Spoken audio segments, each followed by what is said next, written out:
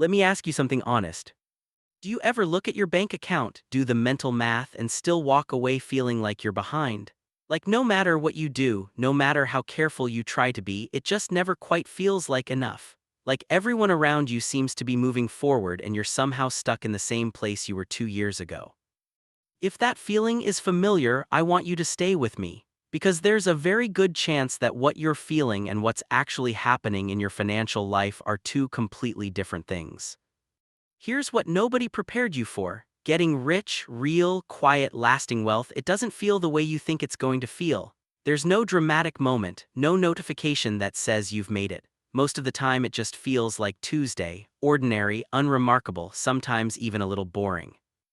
And that gap between what's actually happening and what it feels like, that's what keeps so many people from recognizing how far they've already come. So today, I want to show you 5 signs that you're already on the path, not in a hype, motivational poster kind of way, but in a real, grounded, look at what you're actually building kind of way. Because I think you deserve to see the progress you've been too close to notice.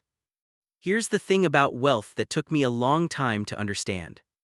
We've been taught to recognize it by how it looks on the outside, the car in the driveway, the holiday photos, the restaurant someone posts on a Friday night. We've been trained to measure financial success by visible signals. And because of that, when someone is actually doing the quiet, invisible work of building real wealth, it rarely looks like anything at all.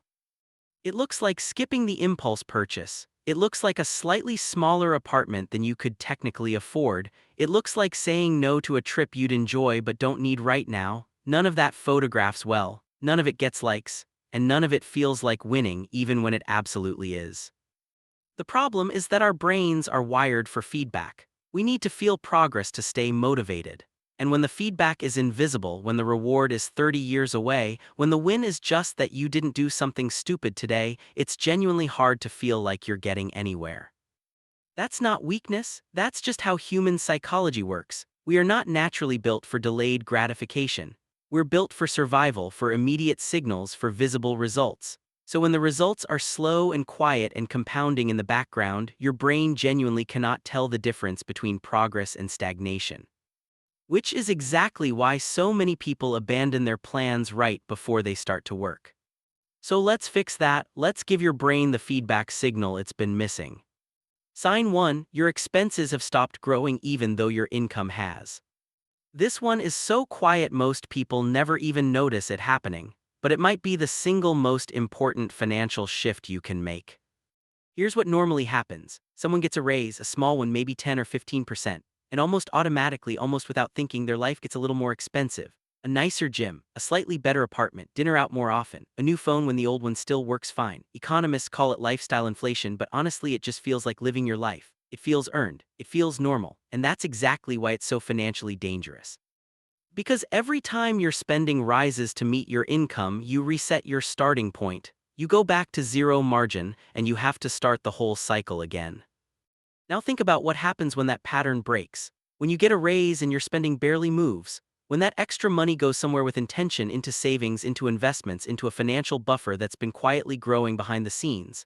That gap, the distance between what you earn and what you spend, that is the engine of wealth, not your salary, not your job title, that gap. Rich Richard earns $80,000 and lives on $50,000. Poor Peter earns the same $80,000, but by the time rent, the car payment, the subscriptions, and the dinners add up, he's spending $79,000. They look identical from the outside. They feel identical from the inside, but one of them is building something, the other one is running in place. If your lifestyle has stayed roughly the same even as your income has crept up, you're doing something that most people will never do, and it's worth recognizing that. Sign 2, you've stopped making financial decisions based on other people. This one is harder to spot because it happens internally, but when it shifts, everything changes. Think back to the last time you bought something not because you wanted it but because someone else had it. A car upgrade after a colleague got one. A holiday because everyone in your friend group seemed to be traveling. A piece of clothing you didn't need because of something you saw online. We've all done it. And it's not vanity, it's actually a very old human instinct. We are social creatures. We read the group to figure out where we stand. When someone around us levels up, our brain quietly asks the question, should I be doing that too? But here's what changes when you're quietly building real wealth. You stop asking that question, not because you've become cold or disconnected, but because you've built something internal that replaces the need for external comparison. A plan, a number you're working toward, a reason that belongs to you.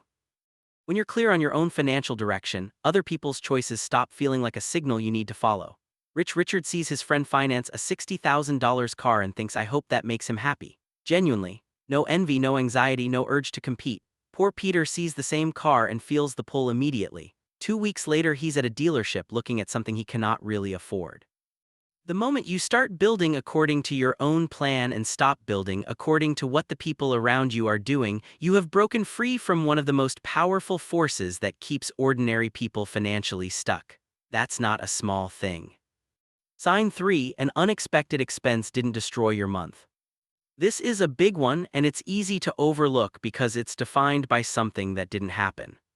6 months ago, maybe a year ago, what would have happened if your phone broke, or your car needed a repair, or a medical bill showed up that you weren't expecting? For a lot of people, that's not an inconvenience, that's a crisis. It goes on a credit card, it causes arguments, it keeps you up at night. It takes months to recover from financially and emotionally. Now think about the last time something unexpected happened. How did you handle it? Did you solve it and move on? Did it cost you money but not cost you your peace? Because that shift from crisis to inconvenience, that is one of the clearest signals that your financial foundation has changed. Rich Richard's washing machine breaks on a random Wednesday. He buys a replacement the same week. He's annoyed, not panicked. Poor Peter's washing machine breaks and it triggers 3 weeks of financial stress, a credit card charge, and a very tense conversation with his partner. Same event, completely different experience. Because one of them built a buffer before he needed it, and the other one is still one unexpected expense away from feeling like everything is falling apart. If you've had a moment recently where money solved a problem without becoming a new problem, that's not luck. That's the result of something you built, quietly, over time. Sign 4, you're thinking further ahead than you used to. There's a concept in psychology sometimes called temporal discounting. The basic idea is that human beings naturally value things that are close to us more than things that are far away. A dollar today feels more real than a dollar in 10 years. A reward now feels more compelling than a reward in 3 decades. This is completely normal. It's wired into how we think. But something interesting happens as people start building genuine financial stability. Their time horizon stretches. They start thinking not just about this month or this year, but about where they want to be in 5, 10, 20 years. And they start making small, quiet decisions today that serve that future version of themselves. It's not dramatic, it doesn't look like anything from the outside, but internally it's a complete shift in how you experience time and money. When you start asking yourself questions like, if I keep doing what I'm doing, where will I be in 10 years? When you start thinking about your future self as a real person who deserves to be taken care of, not just a distant abstract concept, that's a psychological shift that almost always precedes financial progress. Poor Peter lives in a 2-week window, he's always solving the current problem. Rich Richard lives in a 10-year window, he's always asking whether today's choice serves where he's trying to go. Sign 5, money has got quieter in your mind. This last one is the most subtle, but in some ways it's the most meaningful. When you're financially stressed, money is loud, it's in the background of every conversation. It's the thing you're calculating at the grocery store, the thing you're anxious about at the end of the month, the thing that wakes you up at 3 a.m. with a vague, unspecific dread. When money is loud, it takes up mental space that belongs to everything else. Your relationships, your creativity, your sense of what's possible. But when you start building real financial stability, something shifts in the volume. Money stops being the main character. You've built systems, you've automated the basics. And because the foundation is solid, your mind is free to think about other things.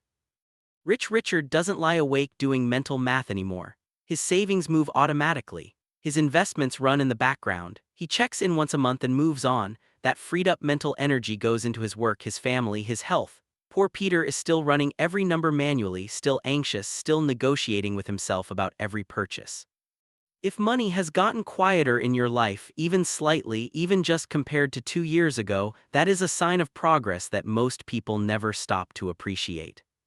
Here's the reframe I want to offer you. Wealth isn't a feeling, it's a trajectory. And trajectories are almost impossible to feel from the inside while you're on them. You only see them when you stop and look back. The people who end up with genuine financial freedom, the ones who get to 50 and actually have options, they almost never had a moment where it felt like it was working. They just kept going. They kept the gap between income and spending alive. They kept the comparison noise turned down. They kept building the buffer. They kept thinking further ahead than felt comfortable. And then one day they looked back at where they started and thought, when did this become my life? That day is coming for you too, but it only comes if you keep going through the years that don't feel like anything. So what do you actually do with this?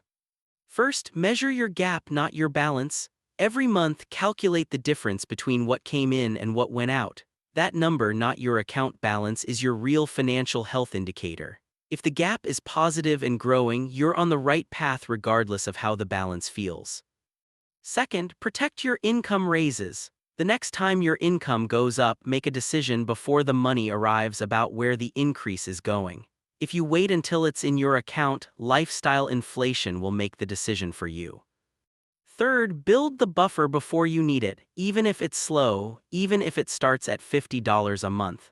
A financial cushion doesn't just protect you from emergencies, it changes how you think, how you decide, and how you sleep. Fourth, audit your comparison triggers. Notice which platforms, which people, which environments make you feel most behind, not to avoid them entirely but to go in with awareness. Because financial decisions made from comparison are almost never the right ones. And fifth, check in with where your mind goes when it wanders. If money is getting quieter, if the anxiety is slightly less than it was, if your thoughts are starting to stretch further into the future, notice that. Write it down if you need to. Because that internal shift is real, even when the account balance hasn't caught up yet. I want to leave you with something simple. The version of wealth most people are chasing, the loud version, the visible version, the version that feels like arrival, that version is mostly an illusion. The real thing is quieter, it's slower, it's built in ordinary moments that don't feel significant at the time. And that's actually good news. Because it means it's available to people who are willing to be patient, consistent, and honest with themselves about the gap between what they want right now and what they're actually building toward. If even 2 or 3 of these signs showed up for you today, you're not stuck, you're not behind, you're in the middle of something. And the middle always feels the hardest because you can't see the beginning anymore and you can't see the end yet. But you're moving quietly, and that's exactly how it's supposed to feel. My name is Weston, and if this helped you see your financial life a little more clearly today, subscribe to Weston Wealth. We put out videos like this every week because we believe that understanding money deeply is one of the most powerful things a person can do. We'll see you in the next one.